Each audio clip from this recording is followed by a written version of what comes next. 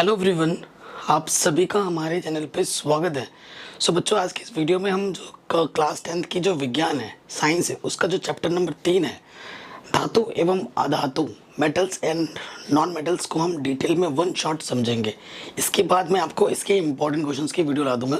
ये नई सीरीज़ है बच्चों, तो इसको अपना प्यार और सपोर्ट ज़रूर देना, डिस्क्रिप्शन को ज़रूर चेक कर लेना। और ये आपके प्रॉपर नोट्स भी बनते रहेंगे। बहुत ही आसान शब्दों में मैंने लिखा है हर एक चीज़ को, ठीक है। तो नोट्स भी करते रहना, वो आपके एग्जाम के लिए बहुत इंपॉर्टेंट होगा।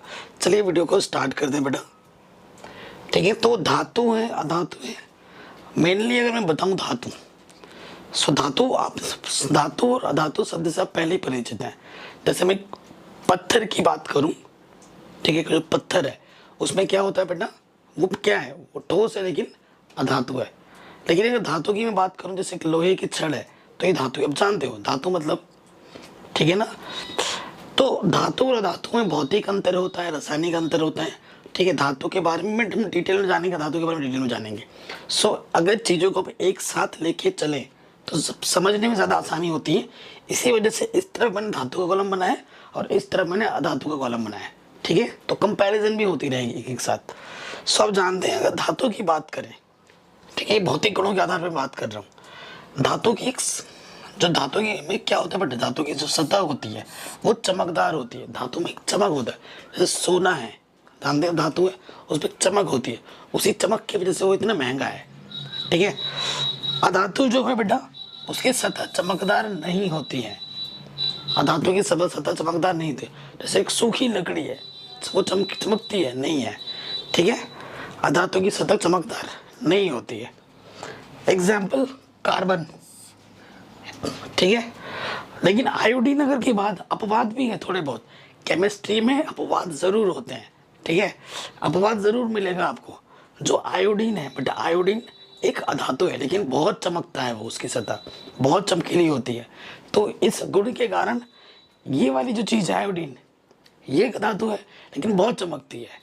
अब यहाँ आ जाओ, इसका एग्जाम्पल हमारे पास क्या है, सोना चांदी, ठीक है। ये धातु है और इसके चमकने के कारण ही ये इतनी महंगी बिकती है। लोहा भी तो धातु है, लोहा क्यों नहीं महंगा बिकता, क्योंकि उसमें उतनी चमक नहीं है। सोना चांदी उसकी चमक, उसकी खूबसूरती की वजह से इतना महंगा बिकता है, ठीक है बेटा। अच्छा, यहीं पर एक मैं चीज़ बताना चाहूँगा, ठीक है। क्वेश्चन आता है बोर्ड एग्जाम में, कैसा क्वेश्चन आता है, आपको परमाणु विन्यास देख के आपसे अगर पूछे कि भैया बताओ कौन सा धातु है और कौन सा धातु है, तो आपको बता पाना है। ये क्वेश्चन बहुविकल्प में आ जाता है या फिर 2 नंबर में आ जाता है। देखो बेटा, परमाणु विन्यास आप जानते होगे, जैसे है ना, ये प्रथम कक्षक है, ये द्वितीय कक्षक है, ये तृतीय कक्षक है ना। सो जो कक्षक भरने का नियम होता है वो क्या होता है बेटा, 2n²। जैसे ये प्रथम कक्षक है, ये द्वितीय कक्षक है, ये तृतीय कक्षक है ना। लगे हाथ, ये सब मैं बता देता हूँ। प्रथम कक्षक की बात करूँ, n की जगह पे 1 रखोगे ना, n की जगह पे अगर 1 रखोगे प्रथम कक्षक में, 2 1 का स्क्वायर 2 × 1, तो प्रथम कक्षक में अधिकतम कितने इलेक्ट्रॉन आ सकते हैं, 2 इलेक्ट्रॉन। द्वितीय n की जगह पे 2 रख दो, 2 × 2 की वर्ग, ये 8। तो द्वितीय में कितने आ सकते हैं अधिकतम, 8, ध्यान रखना। ऐसे ही 2 8 फिर आ जाएगा 18, n की जगह पे 3 रखोगे, फिर ऐसा चलता रहता है। तो परमाणु विन्यास क्या होता है, ठीक है, ये सब पढ़ भी रखा होगा और इस पर मैंने एक अलग से वीडियो भी बनाई हुई है, जिसके लिंक्स मिल जाएगा डिस्क्रिप्शन पे। जैसे कुछ तत्व हैं बेटा, मैं आपको एग्जांपल देके समझाता हूँ। जैसे मैंने हाइड्रोजन का परमाणु क्रमांक 1 होता है, तो पहले कक्षक में कितने आते हैं अधिकतम, 2। तो इसके पास तो 1 ही है। परमाणु क्रमांक याद होना बहुत ज़्यादा ज़रूरी है। हीलियम का परमाणु क्रमांक कितना होता है, 2, तो बाहरी कक्षक में 2 ही आएगा, ठीक है। लिथियम का कितना होता है बेटा परमाणु क्रमांक, 3, तो पहले कक्षक में 2 आ जाएगा, फिर 1, ठीक है। ऐसे चलता रहता है। सो बाहरी कक्षक क्या होता है बेटा, ये लास्ट पीछे जो दिख रहा है आपको, जो लास्ट का जो कक्षक होगा, ठीक है, लास्ट का जो कक्षक है उसे हम क्या बोलते हैं बेटा, बाहरी कक्षक। उसे क्या बोलते हैं बेटा, बाहरी कक्षक, ठीक है। बाहरी कक्षक, जैसे ये अभी इसकी बात करूं तो ये बाहरी कक्षक है, ठीक है। अगर बाहरी कक्षक में, ध्यान से सुनना बेटा, कोई हमें तथ्य दे रखा है और उसका परमाणु विन्यास करने के बाद बाहरी कक्षक में अगर 1 इलेक्ट्रॉन, 2 इलेक्ट्रॉन या फिर 3 इलेक्ट्रॉन आते तो वो होती है धातु, वो होती है धातु। ये चीज़ बुक्स में भी शायद ना हो, लेकिन इस पर क्वेश्चन ज़रूर बनते हैं, प्लीज़ लिख लीजिएगा। अभी मैं आपको एग्जाम्पल भी दूंगा। और अगर बाहरी कक्षक में 4 या 4 से ज़्यादा इलेक्ट्रॉन आते हैं तो वो होते हैं अधातु। वो क्या होते हैं? अधातु। मैं आपको एग्जाम्पल देके समझाता हूँ, ठीक है? मैं आपको एग्जाम्पल देके समझाऊंगा, टेंशन मतलब बेटा, हर चीज़ का एग्जाम्पल देंगे, ऐसे ही नहीं बताऊंगा मैं कोई चीज़। यार एग्जाम्पल भी वैसा लूँगा जो आपको पता है, ठीक है, जो आपको पता है। सो देखो बेटा, अभी ऑक्सीजन की बात करते हैं। ऑक्सीजन का परमाणु क्रमांक 8 होता है और ऑक्सीजन आप पहले से ही जानते हो ये क्या है बेटा, एक अधातु है, क्योंकि गैस है तो ये अधातु है। ऑक्सीजन क्या होता है? गैस है, गैस अवस्था में पाया जाता है तो अधातु है, हम जानते हैं। मैं ऐसा एग्जाम्पल ले रहा हूँ जो तुम पहले से जानते हो और उसको मैं क्लियरिफिकेशन कर दूंगा, किसकी मदद से? परमाणु विन्यास की मदद से। देखो 8 है, प्रथम कक्षा में अधिकतम कितने आते हैं? 2। 8 में से 2 घटाऊँ और दूसरे में अधिकतम 8 आते हैं तो बचा 6। तो मैंने क्या बोला था, अगर बाहरी कक्षक में, ये बाहरी कक्षक है, बाहरी कक्षक, बाहरी कक्षक में 4, देखो या तो 4 आए या 4 से ज़्यादा है। तुम तो यहाँ पर 4 की जगह तुम क्या लिख सकते हो? 3 से ज़्यादा, ठीक है, ये बढ़िया रहेगा। में 3 से ज़्यादा, 3 से ज़्यादा इलेक्ट्रॉन है, इसीलिए ये क्या होगा बेटा? ये एक अधातु होगा, ठीक है। देखो जब भी हम परमाणु विन्यास करेंगे और बाहरी कक्षक में 3 या 3 से ज़्यादा इलेक्ट्रॉन होंगे तो वो क्या होगा? एक अधातु होगा। अब मैं एक धातु का उदाहरण लेता हूँ, जैसे मैग्नीशियम Mg, ठीक है, ये हम पहले से ही जानते हैं कि ये धातु है। या फिर एल्यूमिनियम ले लो, ठीक है, मैग्नीशियम ले लो, यहाँ पर मैं एल्यूमिनियम का परमाणु क्रमांक 13 होता है, ठीक है। सो ये हम पहले से ही जानते हैं कि ये धातु है, ये हम पहले से ही जानते धातु है। ऐसे एग्जाम्पल ले रहा हूँ जो हमें पहले से पता है, लेकिन क्लियरिफिकेशन कराऊंगा मैं आपको इलेक्ट्रॉनिक विन्यास के आधार पर। मैग्नीशियम के परमाणु क्रमांक 12 होता है। मैंने आपको बेटा पहले ही बोला है कि आपको परमाणु क्रमांक कम से कम 1 से लेकर 30 तक याद करने की ज़रूरत है। अगर अभी तक याद नहीं किया बेटा तो कर लो, कॉपी में लिख के याद कर लो, बहुत आसान होता है, ठीक है। तो आपको 12 है, प्रथम कक्षा में अधिकतम कितने आते हैं? 2। द्वितीय कक्षा में अधिकतम कितने आते हैं? 8। 2 और 8 10 हो गए। बाहरी कक्षा में कितना बचेगा? 2, क्योंकि इनको जोड़ने पर कितना चाहिए? 12 आना चाहिए, ठीक है। एल्यूमिनियम प्रथम कक्षा में 2 आता है अधिकतम, द्वितीय में अधिकतम 8 आता है, 2 और 8 10, तो बचा कितना? 3। सो आप खुद देखो बेटा, आप मैं क्या बोलूँ, आप खुद देखो बाहरी कक्षा में कितने हैं? 2, और इधर कितना है? 3 है। जब बाहरी कक्षा में 1, 2 या फिर 3 इलेक्ट्रॉन होगा तो वो क्या होगा? धातु होगा। कितने हैं बेटा? यहाँ 2 है और यहाँ कितना है? 3 है, तो ये क्या हो जाएगा बेटा? धातु हो जाएगा। ये क्या हो जाएगा? धातु हो जाएगा। तो हम किसी तत्व का परमाणु क्रम विन्यास देखकर भी उसकी पहचान कर सकते हैं कि ये धातु है या फिर अधातु, ठीक है बेटा। आपके सामने है दूध का दूध, पानी का पानी, ये चीज़ आ गई समझ में? बहुत आसानी से मैंने आपको बता दिया। चलिए अब आगे बढ़ते हैं। अब हम बात करेंगे कठोरता के बारे में, धातु की कठोरता के बारे में बात करेंगे। सामान्यतः जो धातु होते हैं बेटा वो कठोर होते हैं, बहुत कठोर होते हैं। जैसे आपके पास लोहा ले लो, स्टील ले लो, कोई भी धातु ले लो, बहुत ज़्यादा कठोर होता है। और वही अगर अधातु की बात करते हैं वो कठोर नहीं होते हैं। एग्जाम्पल पत्थर जो मैंने बोला था, कठोर का मतलब ये है ना कि अगर उस पर अगर हम चोट मारें, अगर हथौड़े से पीट दें तो वो टूटे ना, ये हुआ कठोरता का मतलब। तुम ये मत सोचो कि पत्थर है तो सर पे मार दूंगा वो मर जाएगा, है ना, उसमें से चोट लग जाएगी, वो बहुत कठोर है, बहुत ठोस है। इसका मतलब वहाँ से नहीं है, इसका मतलब कठोरता का उससे है। ठीक है, तो कोई चीज़ है, जैसे मिट्टी का एक चीज़ है, मिट्टी का एक तुमने ढेर बना लिया, वो अधातु है, तो उसको तुमने ऐसे फेंका वो चूर चूर हो जाएगी। ठीक है, लेकिन तुम लोहे का कोई चीज़ लो, उसे फेंको वो चूर चूर नहीं होगी, उसको तुम ऐसे पीटो तो वो टूटेगी नहीं। उसमें क्या होगा बेटा, वो चपटी हो जाएगी। जो धातु की वस्तु है वो चपटी हो जाएगी। उस पर भी एक अलग गुण बोलते हैं उसे, वो मैं बताऊंगा। तो मेरा कहने का मतलब क्या, समझ जाओगे। और इसमें भी अपवाद है थोड़ा बहुत। एग्जाम्पल जैसे सामान्य कठोर होते हैं, लोहा तांबा ये सब कठोर है, लेकिन जो लिथियम होता है बेटा, लिथियम देखो मैंने लिथियम का परमाणु क्रमांक कितना होता है, 3। पहले कक्षक में 2, बाहर कक्षक में 1। तो जब बाहरी कक्षक में 1 हो, 2 हो या 3 हो, धातु होता है। लिथियम एक ऐसी धातु है जो कठोर नहीं होती है, कठोर नहीं है वो, ये अपवाद है।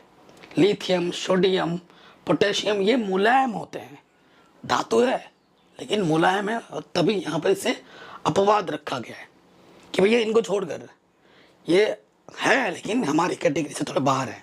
मतलब धातु तो है लेकिन कठोर नहीं है, मुलायम है।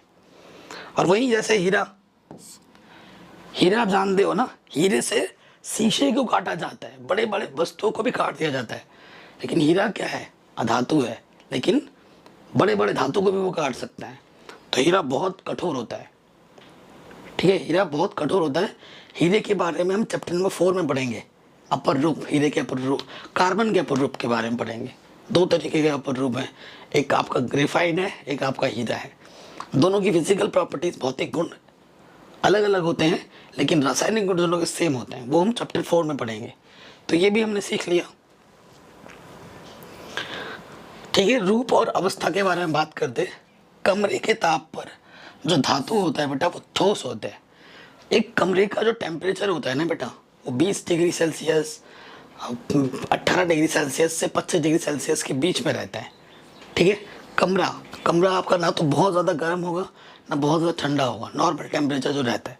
तो कमरे के ताप पर जो लोहा होता है ना बेटा, लोहा बोल रहा हूँ, धातु जो होता है वो ठोस होता है। किस अवस्था में आ जाता है, ठोस अवस्था में आ जाते हैं। लोहा तांबा इसके एग्जाम्पल्स हैं। ठीक है, आप लोहे को लेके आओगे अपने रूम में रखोगे तो वो लोहा ही रहेगा, ठोस रहेगा, ये नहीं वो पिघल के ऐसा हो जा रहा है। ऐसा होता है क्या, नहीं होता। तो ये इसका एग्जाम्पल है कि कमरे के ताप पर जो धातु होती है वो ठोस होती है। इसके भी थोड़े अपवाद हैं, केमिस्ट्री में अपवाद ज़रूर मिलेगा आपको। जो मरकरी है बेटा, जिसे आप पारा बोलते हो, ये एक ठोस है, मतलब ठोस बोल रहा हूँ, धातु है, लेकिन ये द्रव अवस्था में रहता है कमरे के ताप पर। ठीक है, आपने देखा होगा ना, जब जाते हो डॉक्टर के पास वो थर्मामीटर लगा देते हैं अंदर घुमा कर, वो यूं कर सकते हो, वो धातु है, लेकिन वो मरकरी जो पारा है वो द्रव अवस्था में रहता है।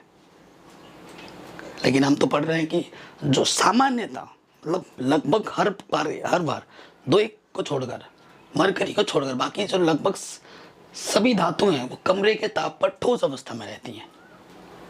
ओके बच्चों, अब बात करते हैं धातु में। कमरे के ताप पर ही, ठीक है, ठोस या फिर गैसीय अवस्था दोनों में रहता है। या तो ठोस में रहेगा या फिर गैसीय में रहेगा, दोनों अवस्था में रहेगा कमरे के ताप पर। ठीक है, ठोस या फिर गैसीय। अपवाद क्या है, जो ब्रोमीन है बेटा, ब्रोमीन एक अधातु है, लेकिन ये द्रव अवस्था में रहता है। किस अवस्था में रहता है, द्रव अवस्था में रहता है। तो ऐसा आपसे पूछ सकता है क्वेश्चन में, ऐसे अधातु का नाम बताओ जो द्रव अवस्था में रहती हो। क्या है बेटा, ब्रोमीन।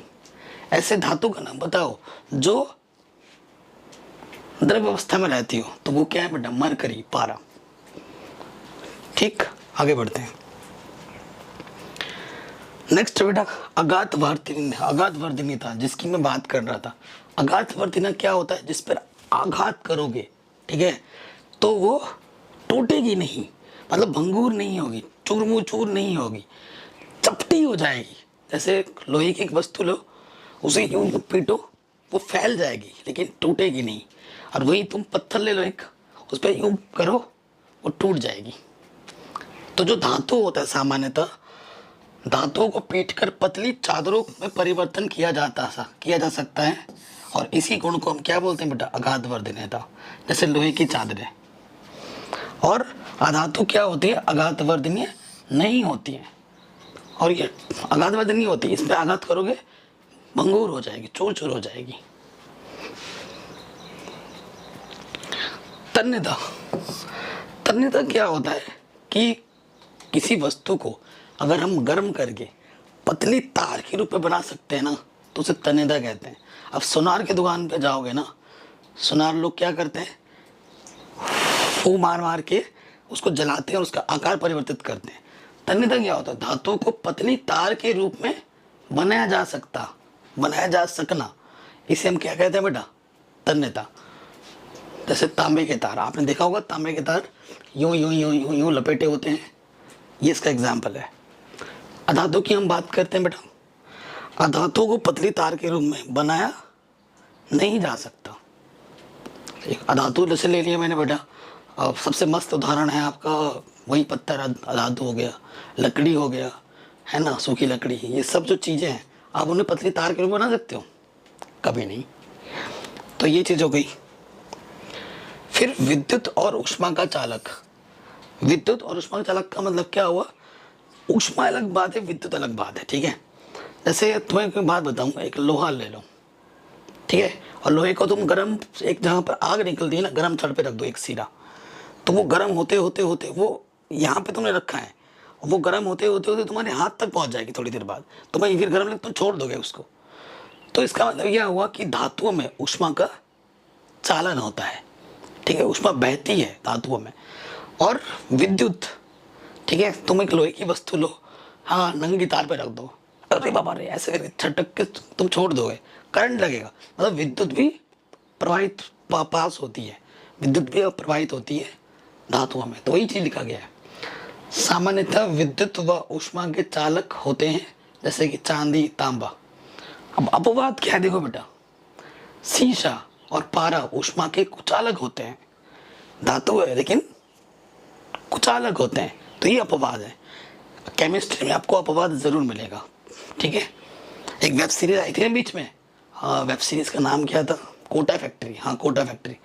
वहाँ पर ये एक बच्चा था, उस कैरेक्टर का नाम मुझे याद नहीं आ रहा था, वही बोलता है कि सर फिजिक्स और केमिस्ट्री तो सही है, लेकिन केमिस्ट्री में हमें सिर्फ परसेप्शन देखने को मिलता है, ऐसा क्यों है, ठीक है। केमिस्ट्री को समझना बड़ा मुश्किल होता है, क्योंकि एक चीज़ के दो मतलब है, ये हाँ बोल रहा है, ये ना बोल रहा है, ठीक है।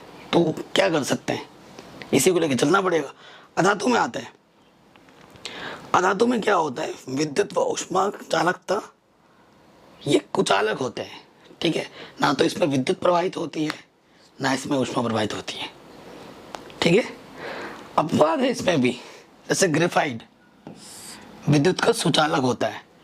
ग्रेफाइट क्या होता है पता है, जो पेंसिल होती है ना, पेंसिल आपके पास जरूर होगी, पेंसिल के अंदर जो काला काला होता है ना, जिससे आप लिखते हो, वही काला काला चीज आपका ग्रेफाइट होता है। और ग्रेफाइट होती है अधातु, लेकिन इसमें करंट पास होता है, लेकिन इसमें विद्युत का चालन होता है।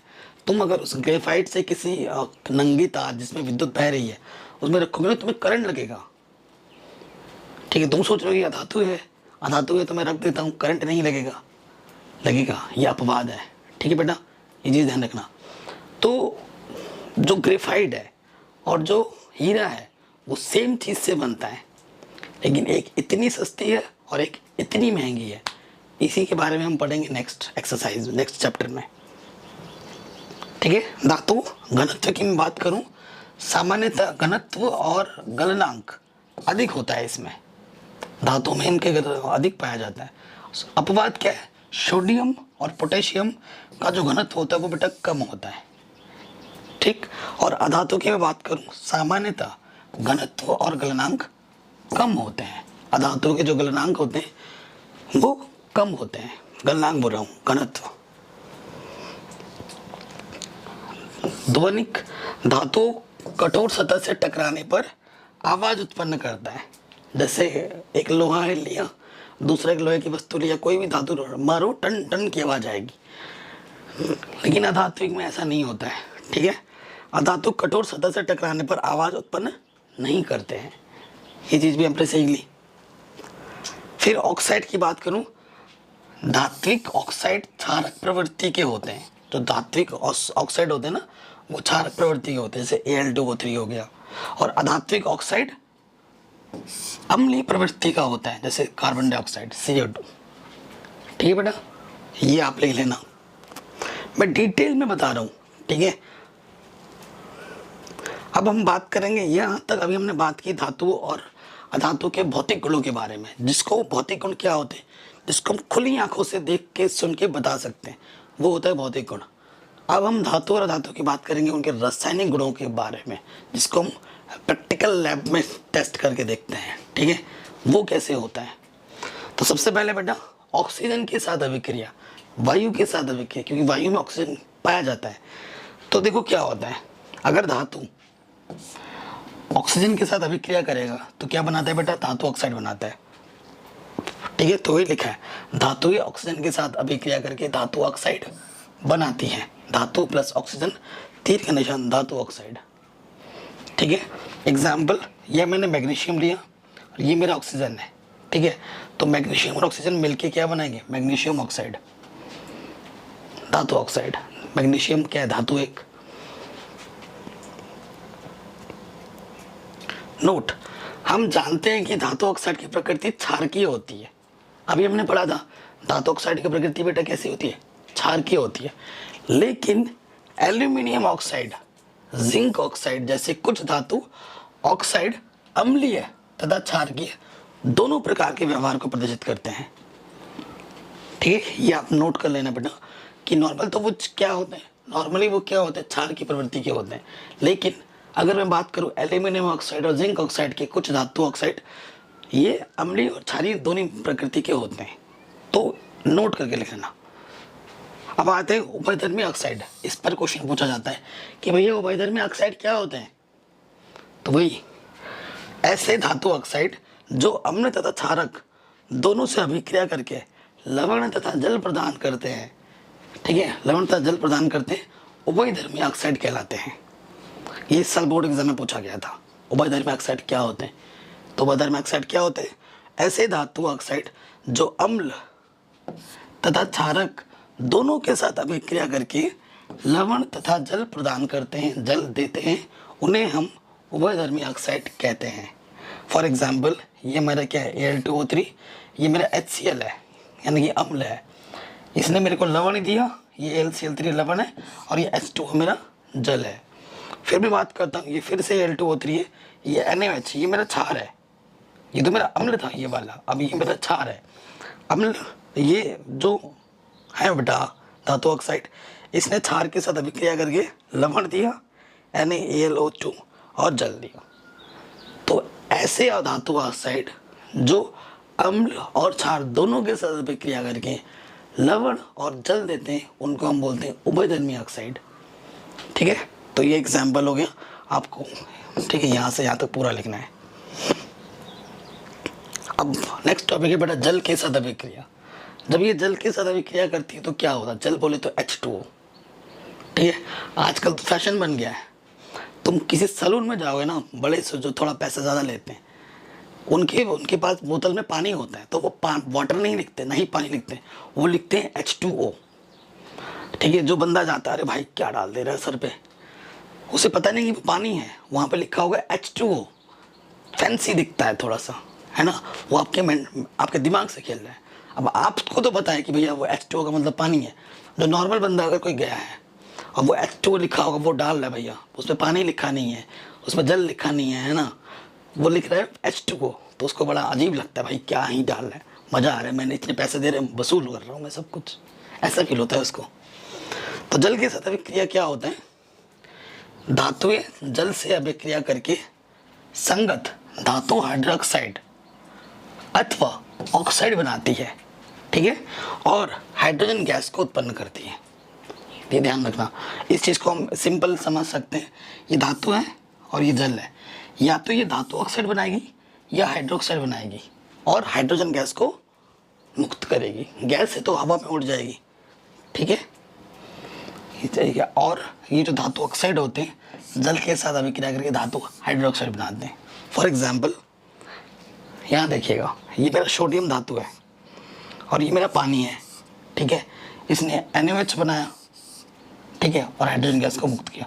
धातु हाइड्रोक्साइड है ये, धातु हाइड्रोक्साइड है ये, ध्यान रखना, OH है, हाइड्रोक्साइड, ठीक है।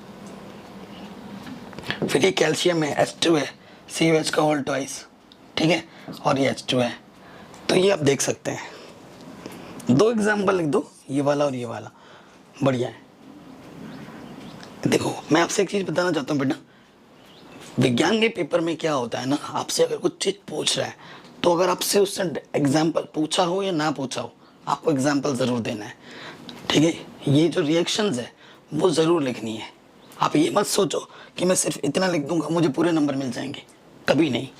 आप इतना लिखोगे, उसका रिएक्शन, उसका एग्जाम्पल नहीं दोगे, आपको नंबर पूरे नहीं मिलेंगे। 2 नंबर का है तो 1 नंबर मिलेगा, 1 नंबर कट जाएगा, ठीक है, ये ध्यान रखना। कुछ धातुएं जैसे कि मैग्नीशियम ठंडे जल के साथ अभिक्रिया नहीं करती है। मैग्नीशियम जो होता है बेटा वो ठंडे पानी के साथ, है ना, अभिक्रिया बिल्कुल नहीं करती। गर्म जल के साथ अभिक्रिया करके हाइड्रोक्साइड या फिर हाइड्रोजन बनाती है। वो गर्म जल के साथ अभिक्रिया कर लेगी, लेकिन ठंडे जल के साथ अभिक्रिया बिल्कुल नहीं करेगी। गर्म जल के साथ अभिक्रिया करके क्या बनाती है, हाइड्रोक्साइड या फिर हाइड्रोजन बनाती है। फॉर एग्जाम्पल ये मैग्नीशियम है और ये मेरा H2 है, लेकिन गर्म है। पानी जो मैंने लिया है वो गर्म पानी लिया है। अभी क्या करके क्या बनाएगी, MgOH का होल ट्वाइस और हाइड्रोजन गैस को मुक्त करेगी, ठीक है बेटा, हस्बैंड में। और फिर कुछ धातुएं जैसे एल्यूमिनियम, जिंक, आयरन केवल भाप समझते हैं ना, जब हम पानी गर्म करते हैं या कुछ खाना बनाते हैं तो यूँ धुआं सफ़ेद सफ़ेद निकलता है, अगर उसके ऊपर हाथ रख दोगे तो तुम्हारा हाथ गीला गीला हो जाता है, तो वो चीज़ होती है भाप, ठीक है। भाप बोले तो पानी ही है एक तरीके का। वो केवल भाप से अभिक्रिया करती हैं, वह संगत धातु ऑक्साइड या फिर हाइड्रोजन बनाती हैं। जैसे मेरा ये एल्यूमिनियम है, ये भाप बोले तो पानी ही होता है, लेकिन वो अलग फॉर्म हुआ, डायरेक्ट पानी नहीं है। भाप मतलब ऐसे ऐसे उड़ेगा, जब पानी को गर्म करोगे तब जो पानी निकल रहा है ऊपर से वाष्प रूप में, वो पानी उसे हम भाप बोलते हैं। उसके साथ जब अभिक्रिया करेगा तो Al2O3 बनाएगा और हाइड्रोजन गैस को मुक्त करेगा। ये आपको लिखना है।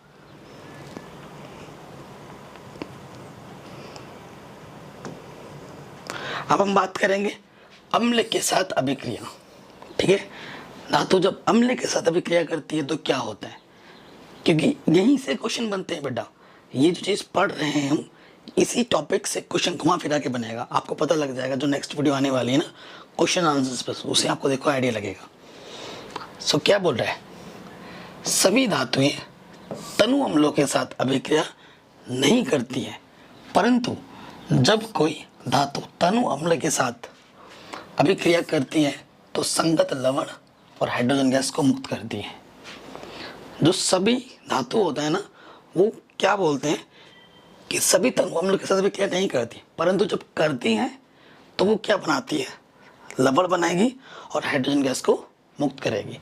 इससे आप समझ सकते हैं ये धातु है, ये आपका तनु अम्ल है, क्या बनाएगा, लवण बनाएगा और हाइड्रोजन गैस को मुक्त करेगा।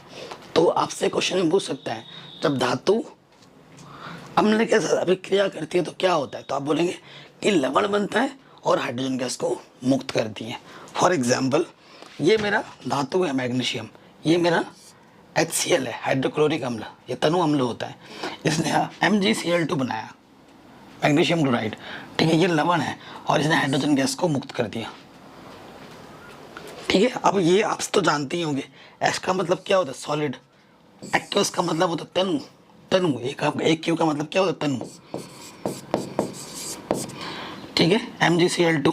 और G का मतलब क्या होता है, गैस, प्रतीक से लिखा हुआ है। फिर यहाँ क्या है बेटा, दूसरा एग्जाम्पल देखो, ये Zn है, जिंक, ठीक है, ये मेटल है, मेरा धातु है, ये मेरा HCl है, तनु अम्ल, इसने क्या बनाया, ZnCl2 बनाया और हाइड्रोजन गैस को मुक्त किया।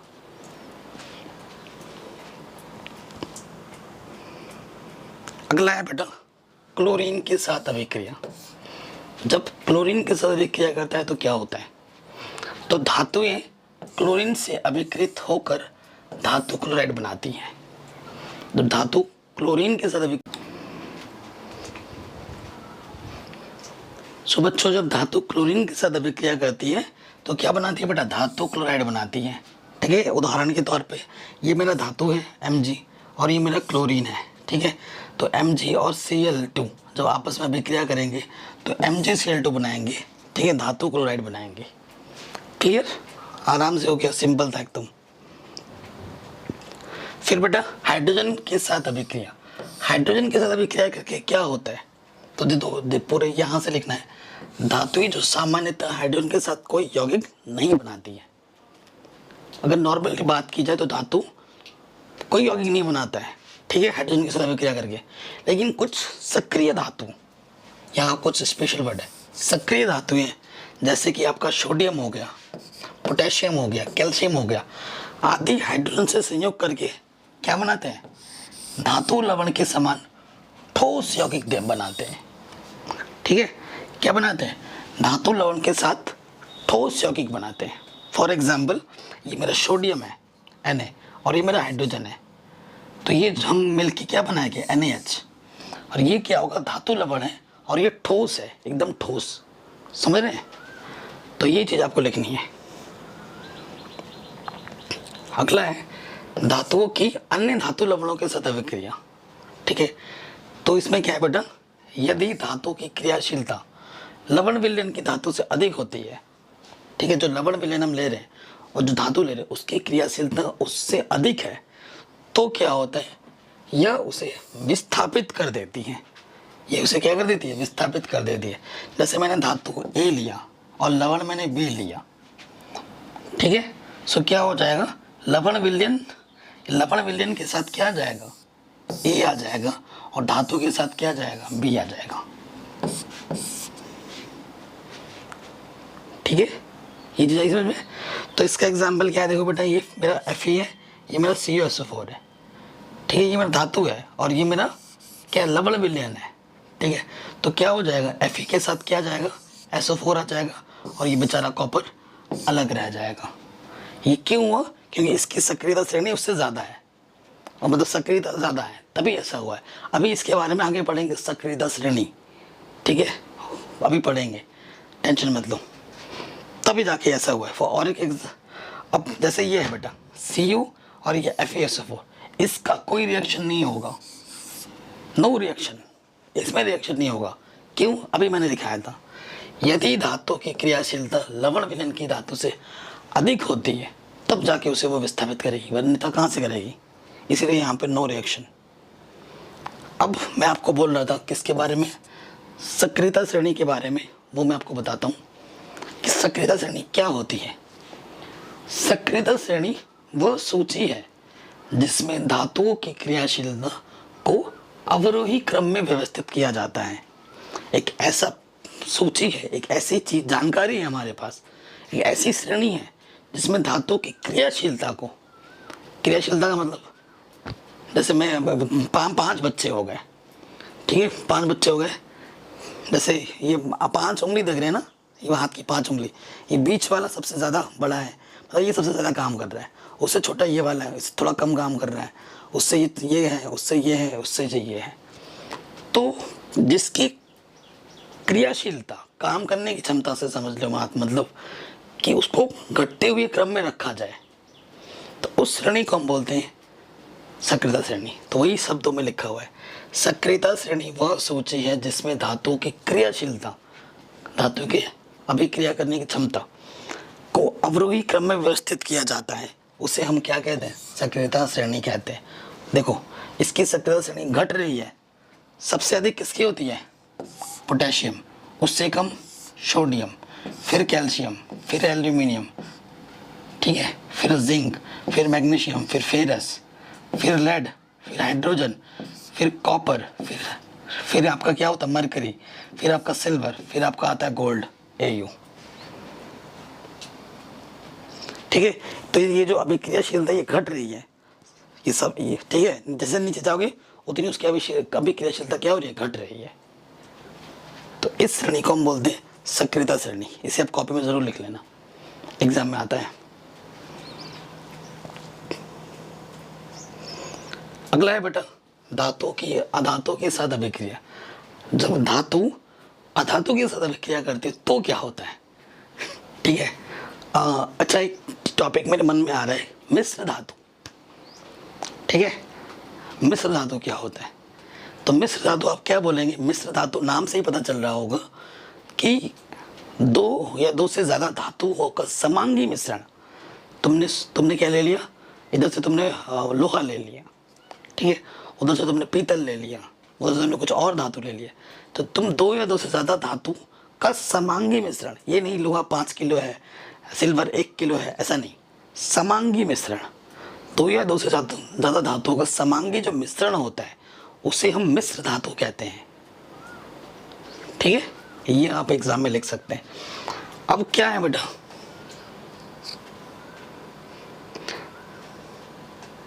ये क्या लिखा?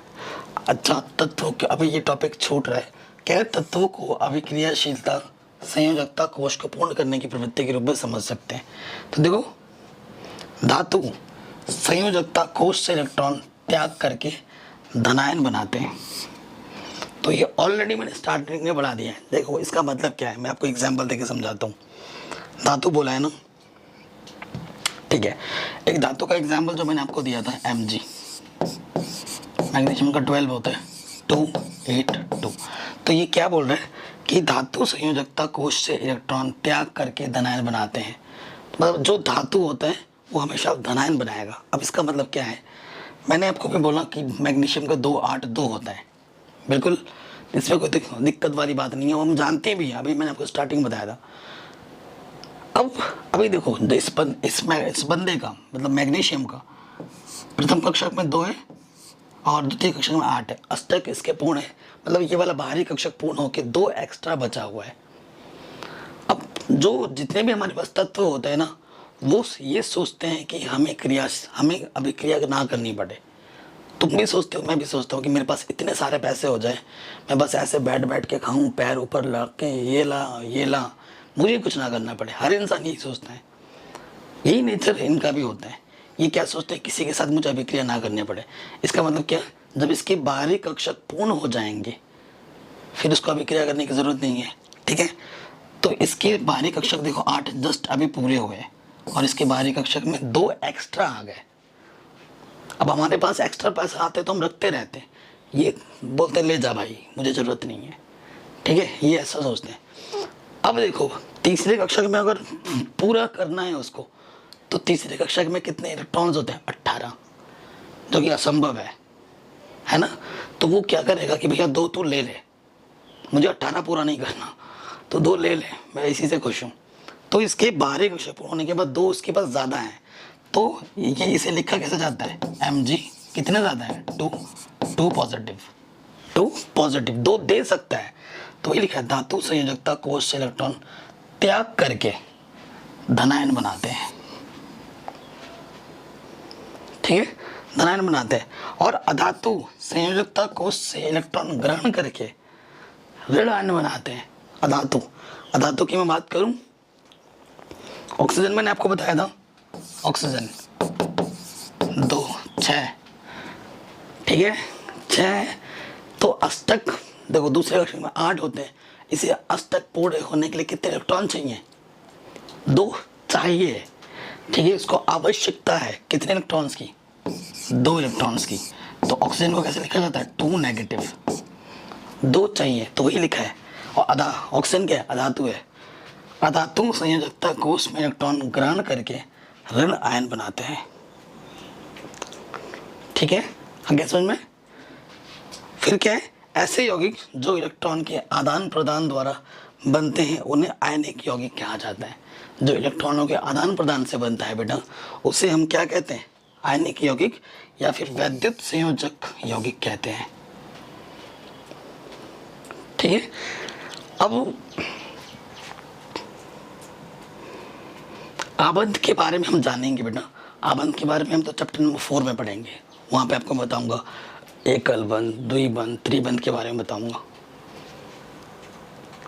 अब देखो, मैं आपको समझाता हूँ NaCl का निर्माण कैसे होता है। और भी चीज़ें हैं, NaCl है, मतलब परमाणु विन्यास, इलेक्ट्रॉनिक बिंदु संरचना बोला जाता है, कैसे होता है। ठीक है, इसको इन्होंने रामायण लिख रखा है यहाँ पर। इस रामायण को हम भूल जाते हैं, महाभारत ठीक है, कुछ भी बोल लो, मतलब बहुत लंबा चौड़ा लिख रखा है, इसको हम पढ़ेंगे तो कंफ्यूज हो जाएंगे। मैं आपको बाय एग्जांपल समझाता हूँ, ठीक है, चित्र की मदद से समझाता हूँ। ये जो चीज़ बना हुआ है इसे बोला जाता है इलेक्ट्रॉनिक कॉन्फ़िगरेशन, ठीक है। और इस पर मैंने एक अलग से वीडियो बना रखी है, अगर आप यूट्यूब पे सर्च करोगे परमाणु विन्यास, क्लास 10th विज्ञान परमाणु विन्यास, ठीक है, इलेक्ट्रॉनिक कॉन्फ़िगरेशन, और चैनल का नाम लिख दोगे सामने बाई मैथमेटिक्स, तो आपको मिल जाएगा ऊपर। तो ये चीज़ के लिए मैंने एक अलग से वीडियो बनाई थी, हो सकेगा तो मैं उसके लिंक्स डाल दूंगा डिस्क्रिप्शन में। मैं आपको समझाता हूँ कि NaCl कैसे बना, NaCl का निर्माण कैसे होगा। तो देखो बेटा, सोडियम है Na 11 होता है, पहली कक्षा में 2, दूसरे में 8, 1, इसके पास ज़्यादा हो गया, ठीक है, यानी कि एक ज़्यादा हो गया है। और जो क्लोरीन होता है वो 17 होता है, 2, 8, 7। इसे अष्टक पूर्ण करने के लिए एक इलेक्ट्रॉन की ज़रूरत है, इसे अष्टक पूर्ण करने के लिए एक इलेक्ट्रॉन की ज़रूरत है। सोडियम क्या सोचेगा कि भैया मैं एक इलेक्ट्रॉन पूरा का पूरा दे दूं तो मेरा अष्टक पूर्ण हो जाएगा, मेरे परमाणु विन्यास बाहर के पूर्ण है, मेरे पास एक ज़्यादा है, और इस बेचारे के पास 2, 8, 8। अष्टक नियम जो होता है ना बेटा, अष्टक नियम वो हमें देखना है। तो ये क्या सोचेगा कि मेरे 8 पूरे हो जाए बाहर, तो उसे 1 चाहिए। तो आप क्या लिखोगे, देखो बेटा, ये मेरा Na है प्लस ये मेरा Cl है, ठीक। Na के बाहर अरे भाई 1 इलेक्ट्रॉन है, और सोडियम को क्लोरीन के बाहर 7 है, 1, 2, 3, 4, 5, 6, 7। देखो, अगर आपने सोडियम को डॉट से दर्शाया है तो क्लोरीन को डॉट से नहीं दर्शा सकते, किसी दूसरे चिन्ह से दर्शाना होगा। जब ये अभिक्रिया करेंगी तो सोडियम जो है ना बेटा, वो पूरा का पूरा इसको 1 दे देगा, ठीक है, क्लोरीन इसको 1 दे देगा, तो इसके 7 बाहर थे, 1 और मिल गया तो इसके अष्टक पूर्ण हो जाएंगे। तो इसको ऐसे लिखा जाता है प्रॉपर, ठीक है। ये बनेगा Na पॉजिटिव, और ये इसकी तो 7 है ही हैं, और इसका एक और आ गया, तो इसके भी अष्टक पूर्ण हो गए। तो इस तरीके से बन जाता है आपका NaCl, ठीक है। तो परमाणु विन्यास, इलेक्ट्रॉनिक बिंदु संरचना वो अलग चीज़ है, वो आप चैप्टर नंबर 4 में भी पढ़ोगे, वो मैं आपको पढ़ाऊँगा। चैप्टर नंबर 4 एक्चुअली लंबा चैप्टर है, बड़ा चैप्टर है, ठीक है, उसमें हमें बहुत सी चीज़ें पढ़नी पड़ेंगी। ये चीज़ हो गई। अब हम बात करते हैं आयनिक यौगिकों के गुणधर्म, ठीक है। आयनिक यौगिक क्या होते हैं, अभी मैंने बताया था कैसे बनते हैं। जो आयनों के आदान प्रदान से बनते हैं ऐसे यौगिक को हम आयनिक यौगिक कहते हैं। आयनिक यौगिक, ऐसा क्वेश्चन आता है एग्जाम में, आयनिक यौगिकों के गलनांक उच्च क्यों होते हैं। NCERT के कुछ क्वेश्चन हैं जो कि हम इसके नेक्स्ट वाले वीडियो में पढ़ेंगे।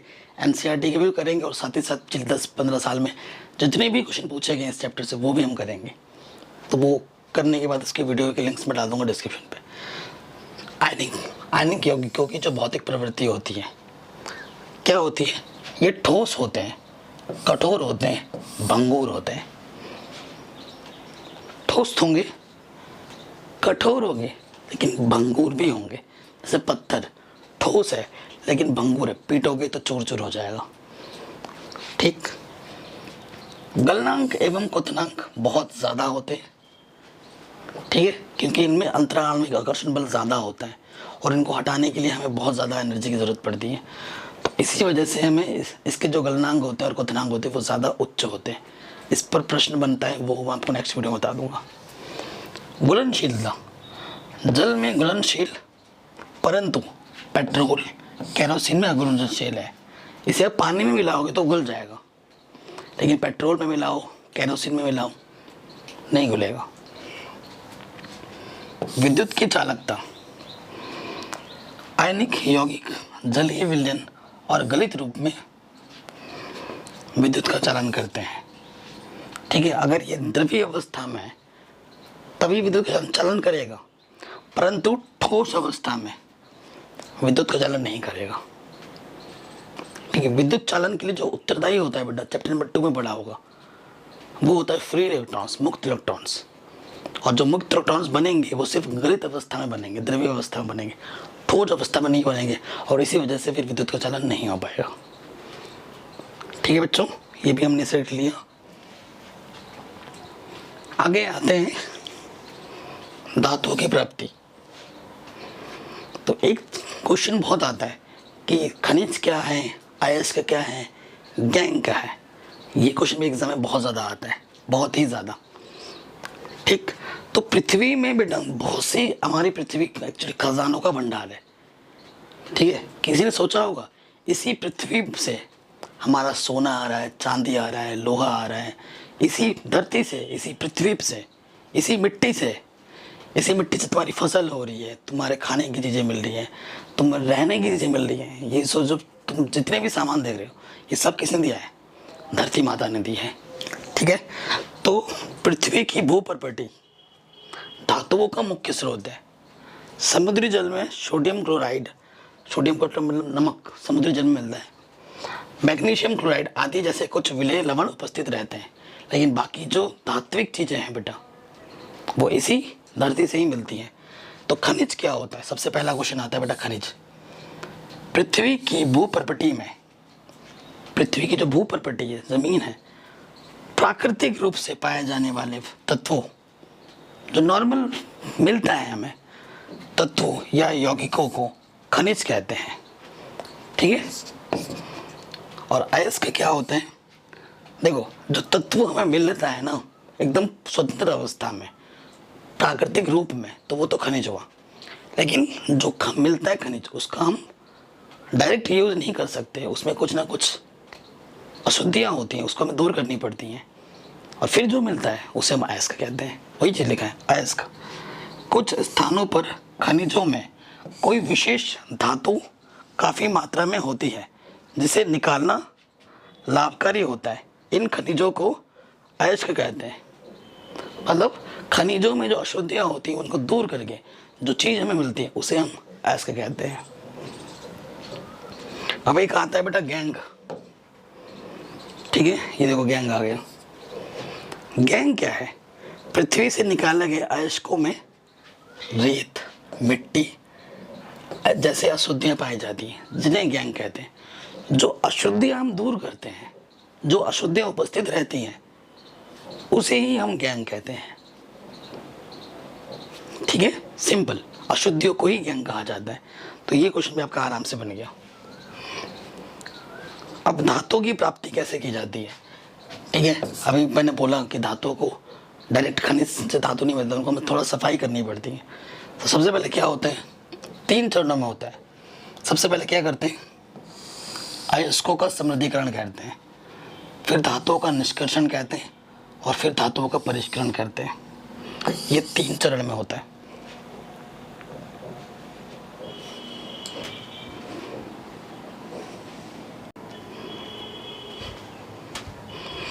नेक्स्ट बढ़ते हैं बेटा आगे। चरण 1 में क्या होता है ना, अयस्कों का समृद्धीकरण। मैंने आपको बोला वो कैसे होते हैं, वो हम देखते हैं। कह रहे हैं अयस्कों में जो मौजूद अशुद्धियां को गैंग कहते हैं। अयस्क से गैंग अलग करने की प्रक्रिया को अयस्क का समृद्धीकरण कहते हैं। जो अयस्क से हम गैंग को अलग करते हैं ना बेटा, अशुद्धियों को जो अलग करते हैं, उसको ही हम क्या कहते हैं? अयस्क का समृद्धीकरण कहते हैं। इसके लिए पृथक्करण यानी कि अलग करने की कई तकनीक का इस्तेमाल किया जाता है, उपयोग किया जाता है। जैसे पानी से साफ किया जाता है, छान कर साफ किया जाता है, रसायन मतलब केमिकल्स के उपयोग द्वारा भी साफ किया जाता है, या फिर चुंबक की मदद से भी हम साफ करते हैं। वो डिपेंड करता है कि किस टाइप के अयस्क हमारे पास मौजूद है। ठीक है, तो ये पहला तरीका होता है। दूसरे तरीका आपको क्या होता है? धातु का निष्कर्षण। इसमें क्या होता है? धातुओं की सक्रियता श्रेणी के बारे में आप पढ़ चुके हैं, इसीलिए आप आसानी से समझ सकते हैं कि अयस्क से धातु का निष्कर्षण कैसे होता है। सबसे पहले क्या होता है? कुछ धातुएं भू प्रॉपर्टी में स्वतंत्र अवस्था में पाई जाती हैं, प्राकृतिक रूप से खुली अवस्था में मिलती हैं। कुछ धातुएं अपने यौगिकों के रूप में मिलती हैं। ठीक है, और सक्रियता श्रेणी नीचे आने वाली धातुएं सबसे कम अभिक्रियाशील होती हैं और ये स्वतंत्र अवस्था में पाई जाती हैं। जो सबसे कम अभिक्रियाशील होती है वो स्वतंत्र अवस्था में पाई जाती है, जैसे कि गोल्ड, सिल्वर, प्लेटिनम, कॉपर, ये खुली अवस्था में मिलती हैं स्वतंत्र रूप से। सक्रियता श्रेणी में सबसे ऊपर की धातु क्या आपको मैंने बता ही रखा है, पोटेशियम, सोडियम, इतनी अधिक अभिक्रियाशील होती हैं कि ये कभी कभी स्वतंत्र तत्व के रूप में नहीं पाई जाती हैं। स्वतंत्र रूप से नहीं मिलता है ये, क्योंकि बहुत ज़्यादा अभिक्रियाशील होती हैं।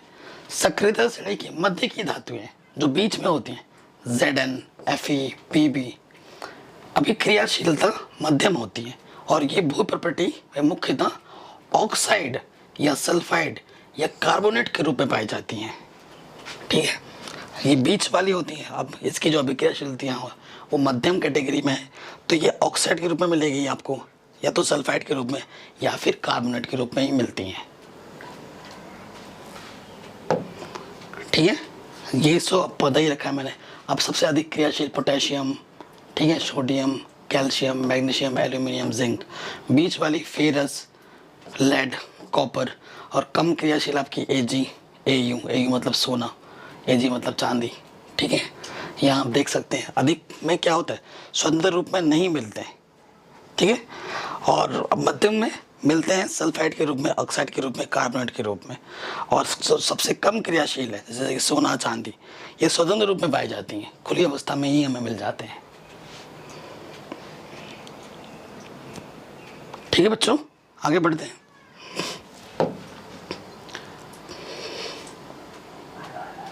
कम क्रियाशील धातुओं का निष्कर्षण कैसे होता है, जैसे कि इन धातुओं के ऑक्साइड को केवल गर्म करने से ही धातु मिल जाते हैं। जो सबसे कम क्रियाशील होता है ना, उसको अगर सिर्फ हम गर्म करेंगे तो ही उसका निष्कर्षण हो जाता है, सफाई हो जाती है। ठीक है, जैसे Hg का निष्कर्षण करना है, हमारे पास क्या है बेटा, जैसे ये 2HgS है, इसको O2, ठीक है, गर्म किया हमने तो 2HgO 2HO2 मिल जाएगा। अब ये जो 2HgO इसको यहाँ लिया, उसका आप परिष्करण किया, मुझे Hg मिल जाएगा और O2 अलग हो जाएगा। जैसे CO2 से S देख सकते हैं। ठीक है, तो ये आपको लिख देना है। अब आपका आता है बेटा जारण, भर्जन, निस्तापन, फिर प्रगलन, ये सब भी बहुत इंपॉर्टेंट है। अब मध्यम वाले जो होते हैं, बीच वाले को, उसको कैसे साफ किया जाता है, यह धातु या तो सल्फाइड या फिर कार्बोनेट के रूप में मिलता है, अभी मैंने आपको बताया। तो जो सल्फाइड अयस्क से धातु का निष्कर्षण कैसे किया जाता है, उसके लिए सबसे बेस्ट विधि होती है भर्जन। बहुत इंपॉर्टेंट है, हर साल क्वेश्चन में आता है भर्जन, निस्तापन, जारण और प्रगलन, इनके बारे में। तो भर्जन क्या होता है, सल्फाइड अयस्क को वायु की उपस्थिति में, जो सल्फाइड अयस्क होता है उसको वायु की उपस्थिति में अधिक ताप पर गर्म करने पर ऑक्साइड में बदल जाता है। तो इसी प्रक्रिया को हम भर्जन कहते हैं। एग्जाम्पल, ये मेरा क्या है, ZnS है, उपस्थिति है ऑक्सीजन की, तो ये ZnO हो गया, 2HO2 आ गया। एग्जाम्पल ज़रूर लिखना है। निस्तापन क्या होता है, कार्बोनेट अयस्क को वायु की सीमित मात्रा या फिर अनुपस्थिति में, उसमें वायु की उपस्थिति, इसमें या तो बहुत सीमित मात्रा होगी या फिर होगा ही नहीं, अधिक ताप पर गर्म करने पर यह ऑक्साइड में परिवर्तित हो जाता है। जैसे ये ZnO3 है, वायु की अनुपस्थित मात्रा है, ZnO हो गया और कार्बन डाइऑक्साइड अलग हो गया, तो ये निस्तापन होता है। ठीक है बेटा, देखो नोट क्या है, भर्जन और निस्तापन विधियों में हमें जो धातु ऑक्साइड प्राप्त हुआ उसका अपचयन कराकर धातु प्राप्त कर लिए जाते हैं, और अपचयन के लिए कुछ अपचायकों का उपयोग किया जाता है, जैसे कि कार्बन मोनोऑक्साइड, हाइड्रोजन ATC। ठीक है, तो जो हमें ZnO मिला था उसको अगर हम कार्बन के साथ अभिक्रिया करेंगे तो हमें Zn और फिर कार्बन मोनोऑक्साइड अलग हो जाएगा, तो इस तरीके से हमें Zn मिल जाएगा। ठीक,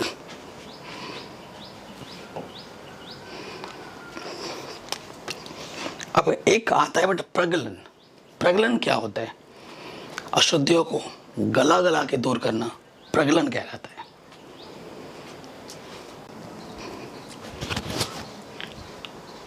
जो अधिक क्रियाशील धातु होती है ना, उनका निष्कर्षण कैसे होता है? इन धातुओं को विद्युत अपघटन द्वारा प्राप्त किया जाता है। जो अधिक क्रियाशील होती हैं, ठीक है, उनको हम विद्युत अपघटन से प्राप्त करते हैं। जैसे NaCl से Na का निष्कर्षण कैसे होगा? धातु कैथोड पर और क्लोरीन एनोड पर आता है, ठीक है। ये मेरा एनोड है, इस पर मेरा Cl आएगा, और ये मेरा कैथोड है, इस पर मेरा Na आएगा, और ये जो विलयन है बेटा, ये NaCl है। अब मैं आपको इस चीज़ को डिटेल में समझाऊंगा। धातु का परिष्करण से धातुओं से अपद्रव्य को हटाना, मतलब जो अशुद्धियाँ होती हैं, हटाने के लिए सबसे अधिक उपयोगी विधि विद्युत अपघटनी परिष्करण है, ठीक है। और ये एग्जाम में भी आता है, विद्युत अपघटन परिष्करण के बारे में संक्षिप्त टिप्पणी लिखिएगा। सबसे पहले क्या होता है, जब विद्युत धारा प्रवाहित होगी तो अशुद्ध धातु अपघट्य में घुलने लगेगा। सबसे पहले क्या होता है बेटा, जब विद्युत धारा को प्रवाहित किया जाता है तो जो अशुद्ध धातु होती है वो घुलने लगती है, ठीक। फिर क्या होगा, उसी समय अपघट्य में से शुद्ध धातु उतनी ही मात्रा में कैथोड पर निक्षेपित हो जाएगा, ठीक है। जितनी मात्रा में अशुद्ध धातु है ना, देखो उसी समय जो अपघट्य से शुद्ध धातु उतनी ही मात्रा में कैथोड पर निक्षेपित हो जाएगा, जो कैथोड पर ही जा जाएगी, और अविलेय अशुद्धियाँ एनोड तली पर आ जाएगा।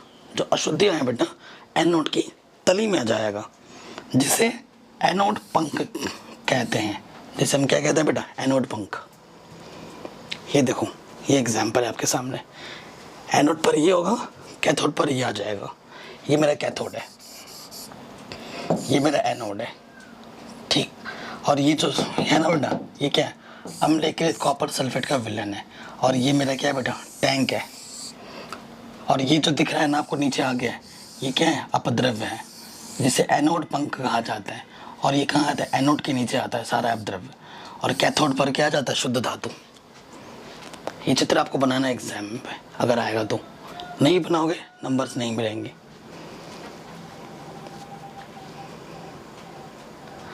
हाँ, संचालन के बारे में पहले ही पढ़ चुके हैं चैप्टर नंबर 1 में।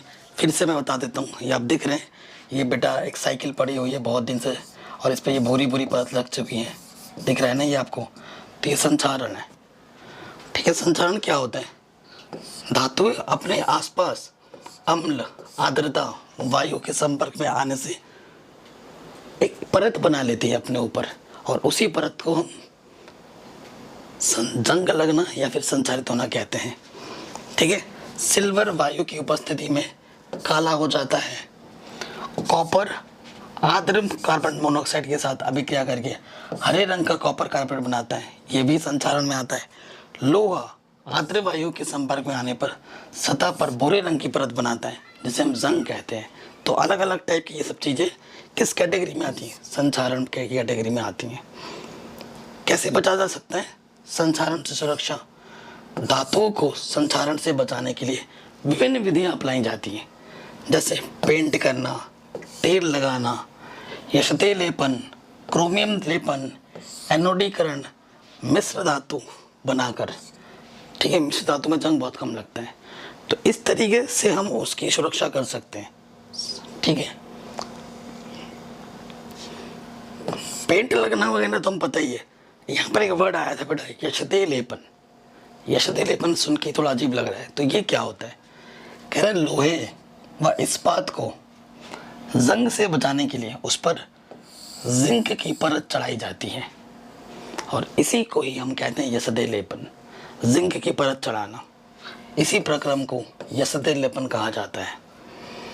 मिश्र धातु क्या होती है? अभी मैंने आपको पहले ही बताया था, दो या दो से अधिक धातु या अधातु का समांगी मिश्रण होता है, इसे हम क्या कहते हैं? मिश्र धातु। लोहा, इस्पात, लोहा में क्या होता है, इस्पात में क्या होता है? लोहा होता है, निकिल होता है और क्रोमियम होता है। पीतल में कॉपर और जिंक होता है। कांसा में कॉपर और टिन होता है। तो इन सब से मिलकर ही ये बनता है। पीतल क्या होता है? कॉपर और जिंक का मिश्रण। कांसा क्या होता है? कॉपर और टिन का मिश्रण। इस्पात क्या होता है? लोहा और निकिल और क्रोमियम का मिश्रण। तो ये सब क्या है बेटा? ये मिश्र धातु के उदाहरण है।